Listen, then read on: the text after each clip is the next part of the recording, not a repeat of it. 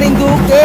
Tayo po ay live dito sa Barangay Sumanga sa bayan ng Mugpog, Marinduque, kung saan ay formal na nga pong binuksan itong kauna-unahang branch ng Dali Grocery Everyday o Everyday Grocery Store dito sa lalawigan ng Marinduque. Particular dito sa Barangay Sumanga, bayan po ng Mugpog, at napakarami pong mga tao. Formal na po itong binuksan kanina bago mag 6:30 ng umaga, at nakita ho natin sa pagpasok doon sa loob mismo ng kanilang grocery store na napakarami, napakakapal ng mga kababayan natin na sumuporta dito sa pagbubukas na ito ng kauna-unahang Dali Everyday Grocery dito po sa lalawigan ng Marinduque. At sa pagkakataon po ito, makakasama natin ang sales manager ng Dali dito po sa Marinduque. Hi sir, magandang umaga. Welcome po sa ating programa. Tayo po ay naka-live. Kumusta po? Anong oras formal na binuksan ito pong ating Dali Everyday Grocery, ang kauna-unahang grocery store ng Dali dito po sa lalawigan ng Marinduque? At mamaya bibigyan nyo kami ng backgrounder, ano po ba at paano nagsimula itong Dali dito po sa aming lalawigan. Pakilala po muna kayo. Okay, magandang umaga. Ako po si Melvin Lerio, isa po sa sales manager ng Dali. Una, nagpapasalamat kami sa local government ng Marinduque na nabigyan kami ng chance na makapagbukas na kauna-unahan naming branch dito sa Mugpog. Bukas po kami mula po 6:30 ng umaga hanggang 9:30 ng umaga. Ito po ay under ng Batangas Region. At right now po, ito po ay 152 stores namin. So marami pong advantage at marami kaming pwedeng i-offer. Una po, meron po kami mga private label. Yung pong mga items na yon are 25% to 30% lower doon sa ating mga commercial brands dito sa Pilipinas. Ang advocacy po namin is to provide high quality products with low prices. So ang isa pa po na pinagmamalaki po namin ay product guarantee namin. So pwede nyo pong ibalik ang mga items namin kung hindi nyo po nagustuhan. No questions asked. Kahit po walang resibo, kahit saan pong dali. Okay. Yun po yung kagandahan. So ang advocacy po namin is makapag-open kami sa mga lugar na madadala namin yung mga quality items sa mga kababayan natin dito sa Pilipinas. So nag-start po yung Dali way back 2020. Tamang-tama po yun sa panahon ng pandemic. Nakapag-provide po tayo ng mga magagandang quality at low prices during the time na may crisis sa Pilipinas. And nagtuloy-tuloy na po yun. Sa ngayon po, nationwide sa Pilipinas, nasa 1,000 plus na po yung Dali, and we will not stop opening other branches. So, ang advocacy rin po namin is makapag-hire kami ng mga local. So, kung meron man po sa inyo na gusto maging part ng aming Dali team, magsubmit na po tayo ng mga resume natin. And ngayon po umaga, makikita po talaga na napakaraming tao. Nagpapasalamat po kami sa napakainit na pagtanggap dito po sa Marinduque. Oo. So basically, gaano karami yung bilang ng mga local na mga nagtatrabaho ngayon dito sa Dali? Kasi you've mentioned na sa pamamagitan ng inyong store, nakapag-generate tayo ng employment dito sa lalawigan. Oo. Sa tulong din ng local government, nakapag-hire kami ngayon ng 11. Lahat po yun ay taga dito sa Marinduque. So again po, kung kukulangin man po yun dahil magbubukas pa po kami sa susunod naming branch, kukunin ko na po ang oportunidad na ito. Ang sunod po naming bubuksan ay BOAC.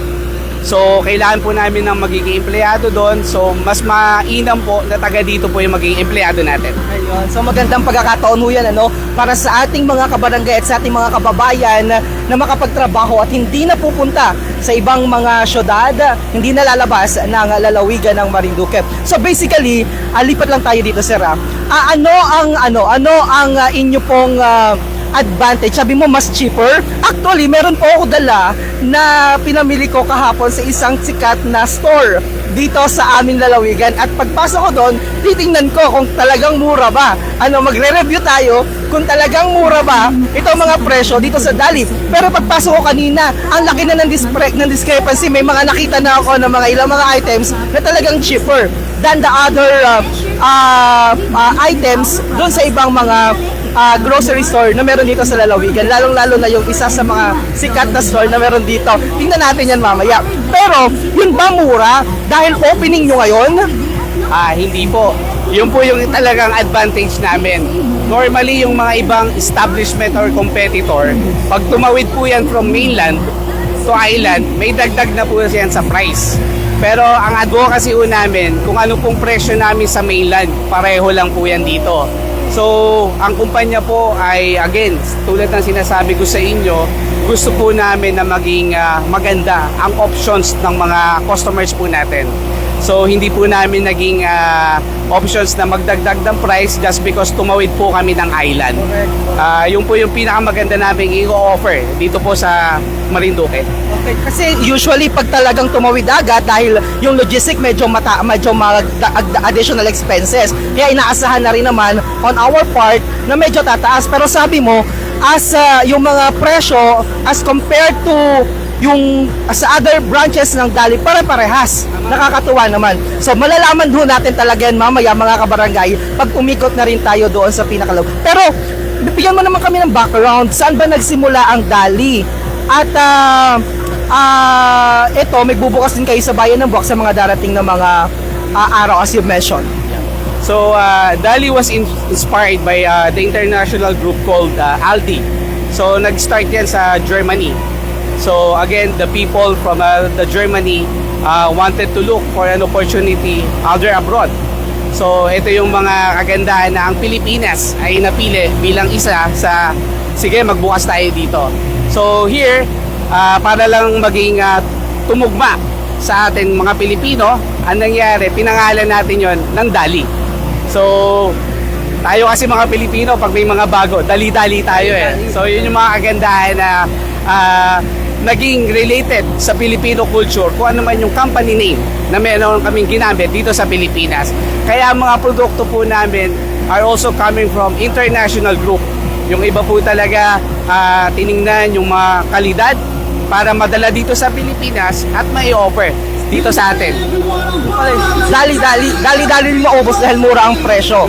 Yun yung magandang mangyari para dire-diretso yung negosyo, makapagbukas pa kami ng ibang store at madagdagan ng trabaho yung mga nasa local natin.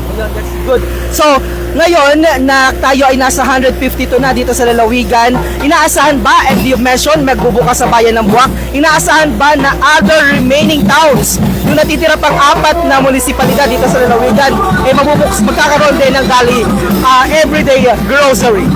Oo. Actually, yan naman talaga yung plano.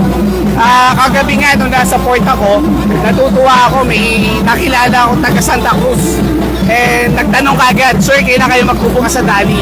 Sabi, sir, one at a time, papunta na rin kami doon. Pero ang importante, mag-courtesy call muna kami sa local government. So, kilalanin namin yung LGU.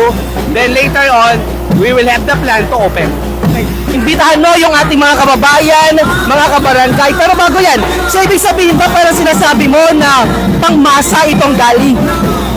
Yes po, kasi we see to it na yung price namin ang laging pinakamababa sa market. Yun talaga yung advocacy ng company. So, iniimbitahan ko po lahat ng mga taga Marinduque. Ngayon po, formal na binuksan ang Mukpok. Hanggang 9:30 po kami. So, araw-araw po, bukas po kami, 6:30 ng umaga hanggang 9:30. At ngayon pa lang po, nagpapasalamat na ako sa inyo. Muli po, maraming salamat at binigyan ng oportunidad ng Dali ang ating mga kababayan. Isang senyales ito na umuunlad na ang bayan ng Mugpog. Maraming salamat po, maraming salamat. Muli, imbitahan mo dahil bukas kayo 6:30 at araw-araw everyday ito. Everyday kasi everyday grocery. Walang palya, miski holiday. Maski holiday po, bukas po kami para sa inyo. Maraming salamat po. Yan ang sales manager ng Dali Everyday dito po sa Lalawigan ng Marinduque, particular sa bayan ng Mugpog. And I understand, nag-handle din po siya sa iba pang mga Dali store sa Lucena and Quezon Province. Okay. Quezon Province, rather. At mula po dito sa Barangay Sumangga, mamaya ikot po tayo doon, ha? Salamat, sir. At mamaya po iikot tayo doon sa loob ng kanilang store at titingnan ho natin kung sadya nga bang mura ang mga bilihin dito po sa kanilang Dali store o dito po sa ating kauna-unahang Dali store sa Lalawigan ng Marinduque, particular dito sa Barangay Sumangga. Nakita po ninyo may banda, bugtog, At may mga promo ho dito ha. May mga promo na kung naka 1,000 kayo, makakakuha ko kayo ng certain items. Mamaya, at sabayan niyo po kami, magbabalik po kami. Makalipas lamang ang aming pong ilang mga patalastas sa aming pong telebisyon at sa Marinduque News Network. Ako po si Romeo Matac Jr. nag-uulat mula po dito sa Barangay Sumangga para sa balitaan sa sentro ng Pilipinas.